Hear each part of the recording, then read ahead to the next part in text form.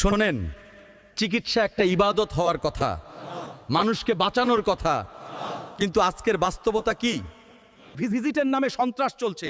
এক টেবিল, একটা স্টেথোস্কোপ, আর ওই টেবিলেই গরিব মানুষের স্বপ্ন, আশা সব নিংড়ে নেওয়া হচ্ছে। একজন রিক্সা চালক সারাদিন রোদে পুড়ে যে 300-400 টাকা আয় করে, সেটাও আজ ডাক্তারদের ভিজিটের সামনে কিছুই না। একবার দেখে এই টেস্ট করুন, দেখার আগেই আরো একটা টেস্ট লাগবে। কেন? কার আদেশে? কোন মানবতার নিয়মে? চিকিৎসা আজ ব্যবসা হয়েছে, আর ব্যবসার নাম দিয়ে আজ গরিব মানুষের রক্ত চুষে খাওয়া হচ্ছে। মানুষ যখন ডাক্তারের কাছে যায়, চিকিৎসা পায় না, পায় ভয়, পায় টেস্টের লিস্ট, পায় 1000 টাকার প্রেসক্রিপশন।